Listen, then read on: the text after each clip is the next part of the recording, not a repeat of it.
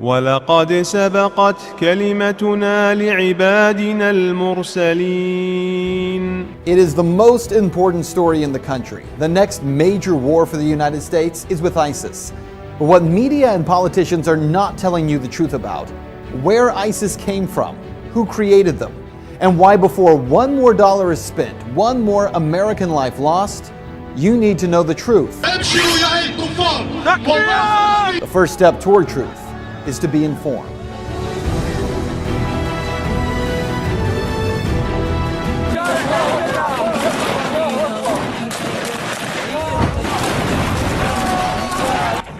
The name ISIS is one that every American knows by now. The biggest threat to our national security since Al-Qaeda, right? They are a brutal, savage group known for public beheadings and mass executions. They are the face of the new war on terror. Right now, the U.S. military is conducting airstrikes in Syria in a supposed attempt to take out ISIS targets. Meanwhile, the White House and military leaders are talking about possible boots on the ground in Iraq again, only 3 years after the war in Iraq was declared over.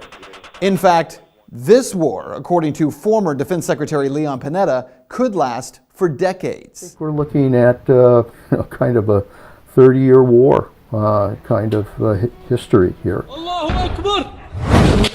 So who exactly is ISIS, and where did they come from? It's entirely a creation of the United States' behavior in Iraq. That's how we got to where we are, because of war, because of occupation, because of torture. For answers, we traveled to Los Angeles to meet with Angela Keaton, the founder of antiwar.com. We destabilized and wrecked Iraq. I mean, it caused it to fail miserably, and that's entirely the responsibility of the United States government. There's no one else at fault there. I mean, as horrible as Saddam Hussein was, Iraq was not unstable. It was a functioning country as much as those sorts of things go, and it was not a particularly horrible hellhole if you were a religious minority. To understand where ISIS comes from, you have to understand two storylines. The first is what Keaton just said. When the U.S. first went into Iraq, we blew the country apart. We destroyed the government, toppled Saddam Hussein, destroyed infrastructure, and most importantly, left behind a power vacuum, one that would have never have existed had Hussein not been overthrown by the U.S. government. Daniel McAdams with the Ron Paul Institute says this is an historical fact that media just won't discuss. All of this has to do with U.S. action in the region, which destroyed the infrastructure, which destroyed Iraqi society, which destroyed the government. You had a lot of people who lived under Saddam Hussein, who may not have been as happy as larks. Nevertheless, they were living somewhat normal lives. The U.S. put a government in power in Baghdad that all of a sudden was their enemies, that treated them very, very badly. Now that is the easy part of the story. The U.S. created conditions in Iraq where ISIS could get its start. But here's the other storyline that you have to understand, that even with Saddam gone, ISIS still couldn't have risen to power had it not been for what happened next. ISIS actually began as a small insurgent group in Iraq in 2006. They had no money, no real ability to recruit, but they did work to create very limited problems for the U.S. military. It wasn't until 2009 that ISIS shifted its focus from Iraq, where it was largely unsuccessful in developing a foothold, and focused on the civil war in Syria. Even there, ISIS struggled to gain any foothold because the two largest groups fighting against President Bashar al-Assad were Al-Nusra Front, or Al-Qaeda, and the Free Syrian Army. Then came a pivotal moment that most Americans aren't even aware of. In June of 2013, a northern general for the Free Syrian Army spoke out on Al Jazeera, Qatar, and stated that if international forces did not send weapons, the rebels attempting to overthrow Syrian President Bashar al-Assad would lose their war in just 1 month. Well, only months before, I had personally confronted President Obama about why the U.S. was covertly funding those Syrian rebels. And yet there's some concern about the U.S. funding the Syrian opposition when there are a lot of reports that Al-Qaeda is kind of heading up that opposition. How do you justify the two? Well, I share that concern, and so what we've done is to say we will provide non-lethal assistance to Syrian opposition leadership that are committed to a political transition, committed to an observance of human rights.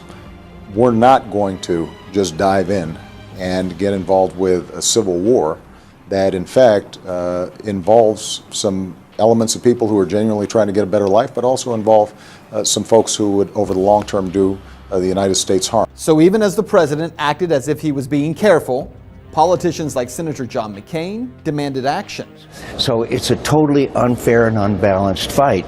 And now the rebels are the freedom fighters, the Syrian National Army are being beaten every place around Syria because of the overwhelming firepower, and air power is really the deciding factor.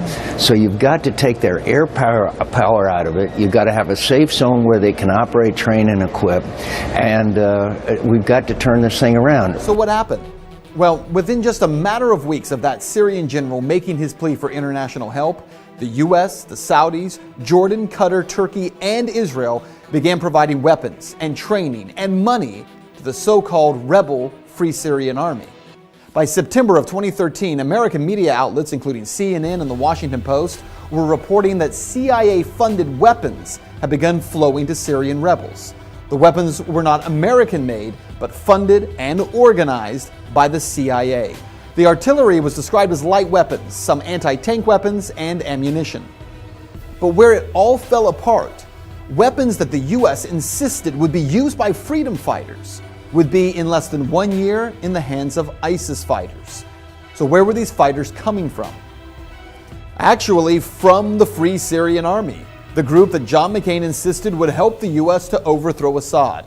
That same group actually giving weapons, selling weapons, and sending fighters to join with this new group called the Islamic State. It was in June of 2014 when suddenly, after being a no-name group in Syria, that ISIS emerged, heavily armed and trained by U.S. and coalition special forces, making a dramatic entrance by crossing back over the Syrian border into Iraq, capturing Mosul and much of the northern part of the country. One of the most important facts that mainstream media ignores time and time again is that ISIS was able to grow so fast because of all the U.S. military equipment they were able to seize, equipment that our military left in Iraq, truckloads of Humvees, tanks, and weaponry that instead of taking or destroying, the U.S. government simply decided to leave behind.